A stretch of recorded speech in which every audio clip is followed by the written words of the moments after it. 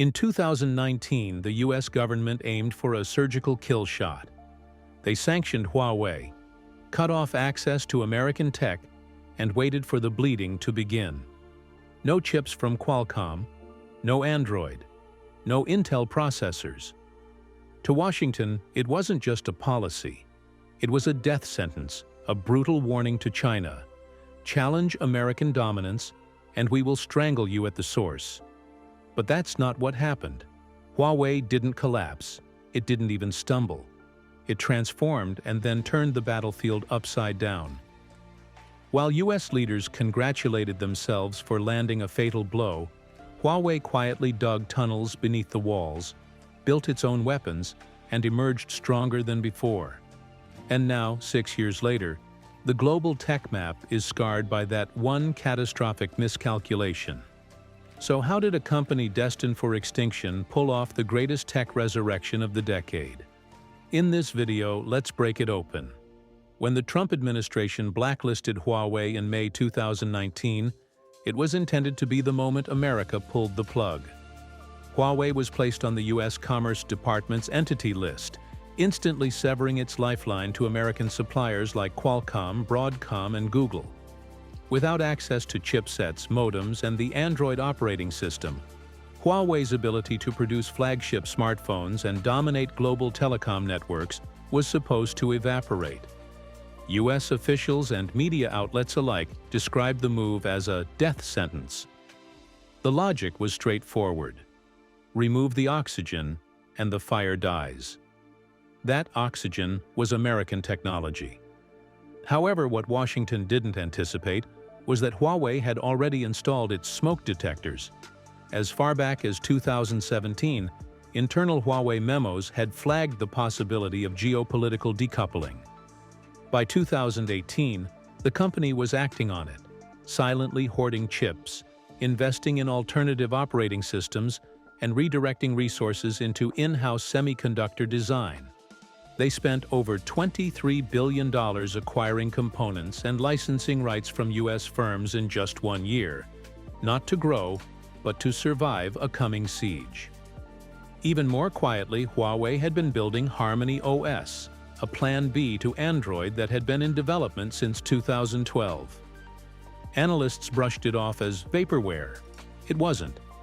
In Shenzhen, the plan wasn't just to outlast the attack, it was to outgrow it.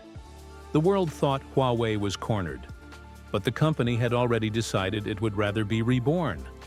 By the time the sanctions hit full force, Huawei was already activating its fallback network. Its in-house chip division, HiSilicon, accelerated development on the Kirin series, flagship processors powerful enough to run without American support. The Kirin 990 arrived in 2020, not as a prototype, but as the heart of fully functional Huawei devices. Then came HarmonyOS. Rushed into deployment under crisis conditions, it launched with minimal fanfare, but massive ambition. Within 18 months, over 200 million devices inside China were running on Harmony, from smartphones, tablets, wearables, and more. It wasn't just an operating system. It was a declaration. Huawei could live without Google. This wasn't just innovation. It was a reinvention. While US officials celebrated Huawei's isolation, Huawei was quietly cutting its own chains. It had no other option, and that turned into its greatest weapon. By 2023, the company's R&D budget had eclipsed Apple's, surging past $24 billion annually. According to internal procurement reports leaked in 2020, nearly 70% of Huawei's component sourcing had shifted to domestic or non-American suppliers. In real time, the company was retooling its entire ecosystem from the ground up. And what the US severely miscalculated was how its political aggression would radicalize an entire consumer base. The arrest of CFO Meng Wanzhou didn't scare China. It infuriated it. Huawei wasn't just a tech brand anymore. It became a cultural banner. Citizens weren't just buying phones, they were making a statement. The boycott of Huawei failed because it didn't destroy Huawei. It transformed it into a national symbol. And now Huawei wasn't just surviving US sanctions. It was actively writing China's new technological doctrine: decouple, innovate, and lead. While American telecom firms celebrated their marginal 5G rollouts, Huawei was engineering a leapfrog event. By 2024, the company introduced 5.5G, a next-generation leap boasting speeds up to 10 gigabytes per second and AI-driven dynamic network slicing that allowed telecoms to allocate bandwidth in real time. Within 18 months, Huawei had deployed these 5.5G networks across 28 Chinese cities and 14 foreign markets, making it the world's largest real-world testbed of a tech most Western providers hadn't even conceptualized. Meanwhile, in the US, customers in major cities like Chicago, San Francisco, and Atlanta were still experiencing spotty 5G coverage. AT&T and Verizon were bogged down in lawsuits and spectrum sharing problems. The optics were devastating. The so-called technological leader of the free world was lagging, while the isolated Huawei surged ahead. Before we continue further, tell us, are you enjoying the video? If yes, please like and share the video and subscribe to our channel to watch more videos on the latest news stories on geopolitics, economics, and current affairs impacting your lives. What turbocharged Huawei's rise wasn't just superior hardware. It was a deeper, ideological pivot, an internal scorched earth campaign known as Project Delete America. The goal? To eliminate all US tech dependencies, from hardware, software, and even lines of code, from Huawei's infrastructure by 2025. Western analysts dismissed it as techno-nationalist posturing. They were wrong. Huawei's internally developed Meta ERP system rolled out globally by late 2024, managing billions of dollars in corporate operations without Microsoft, Oracle, or SAP. Its Ascend series AI chips, built on Chinese architecture, began muscling into data centers once monopolized by NVIDIA. And perhaps most symbolically, HarmonyOS overtook Android in multiple domestic segments, holding 23% of China's smartphone market by early 2025. Huawei wasn't just deleting America. It was rewriting the code of the global tech order, one processor, one algorithm, and one satellite at a time. By 2025, Huawei was no longer a victim of sanctions. It was the prototype of resilience, and that prototype was going global. In China, it dominated. But in Southeast Asia, Latin America, and parts of the Middle East, something more dangerous was happening. Huawei was gaining loyalty. Carriers that once hesitated to rely on Chinese infrastructure now saw Huawei as the cheaper, faster, more stable option. And as Huawei's footprint expanded across these regions, Western competitors weren't just losing contracts, they were losing access to emerging markets entirely. Smartphone sales across Southeast Asia jumped 26% for Huawei in just the first quarter of 2025. In India, where it once faced deep suspicion, Huawei re-entered the budget segment through local partnerships, bypassing import restrictions. Meanwhile, Qualcomm's Chinese revenue cratered by 55%.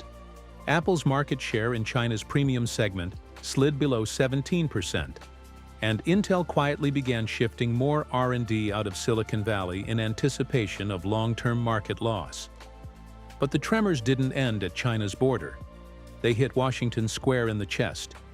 Frustrated by the lack of results from blacklisting, the Trump administration doubled down. In January 2025, the U.S. slapped a 145% tariff on Chinese tech imports, a move meant to crush Huawei, Xiaomi, and Lenovo under pricing pressure. Instead, it lit a fire under U.S. inflation. Within 48 hours, laptop prices surged 28% across U.S. retailers. Entry-level consumer electronics were hit hardest, the very tools American students, small businesses, and remote workers depended on. PC shipments dropped 19% in Q1 2025, the worst contraction since the post-2008 crisis. Retailers warned of 190,000 job losses if the tariffs weren't reversed. And then something unthinkable happened. Washington caved. By March 2025, facing pressure from tech giants, importers, and consumers, the White House issued quiet exemptions for critical Chinese imports: chips, motherboards, phone parts, and display panels. The message was clear that the US couldn't afford to fight this war economically. But by that point, the damage was done. Not to China, to the illusion of US leverage. According to S&P Global, 31% of US laptops sold in early 2025 included Chinese processors, displays, or key subsystems. Leaks from Best Buy's internal inventory showed that over 40% of entry-level electronics were now built on Chinese-designed motherboards or screens. The irony was complete. The country that tried to decouple China from tech supply chains had just wrapped itself tighter into them. Sanctions were supposed to isolate. They ended up entrenching. And while Washington licked its wounds, Beijing was already turning this reversal into a doctrine. The Western strategy had been predicated on dependency.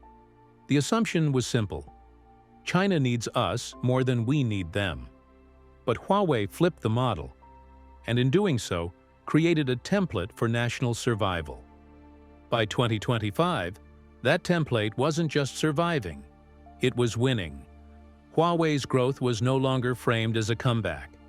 It was proof of concept, a live demonstration of what strategic decoupling could look like when executed by a disciplined, state-backed machine.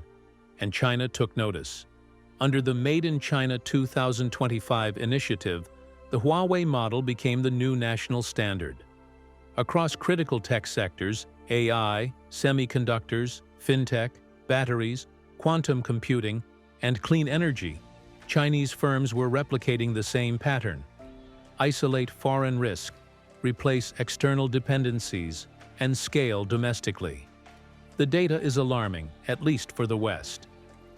Huawei's Q1 2025 revenue rose 14.2% year-over-year, with smartphone shipments jumping 64% domestically and 22% internationally, led by Gulf states, South Africa, and Southeast Asia.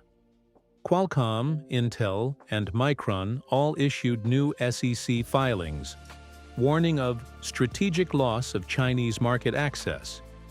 And for good reason. China's National Tech Self-Sufficiency Index, which tracks the use of domestic components across 20 strategic sectors, hit 78% in 2025, up from just 46% in 2020. The Huawei model had proven something Washington didn't want to hear. You don't have to compete with the West to win. You just have to remove the West. And what made this especially devastating was the timing. As U.S. firms scrambled to shift supply chains away from China to Vietnam, Mexico, India, the Chinese government poured $1.3 trillion into national innovation funds, local fabs, and global tech diplomacy through BRICS alliances. Huawei wasn't an exception anymore. It was a blueprint. Meanwhile, Western firms caught between political loyalty and profit motives found themselves paralyzed. Cut China off, and you lose market share. Stay in China, and you risk sanctions or government backlash. Huawei didn't just decouple, it made the West do it wrong. What do you think? If US sanctions failed to kill Huawei, what else are we getting dangerously wrong about China? Do you feel Washington is accidentally pushing China to build the very systems that will replace the US tech empire? In the comments section below, share your thoughts on the fact that if Huawei thrived under pressure, what happens when China applies this model to AI, quantum, and finance? Do you want to watch more videos like this one? If yes, subscribe to our channel and press the bell icon next to it. We bring the latest news stories on geopolitics, economics, changing world order and current affairs. Things you need to stay informed. Thanks for watching, and until the next video, stay tuned.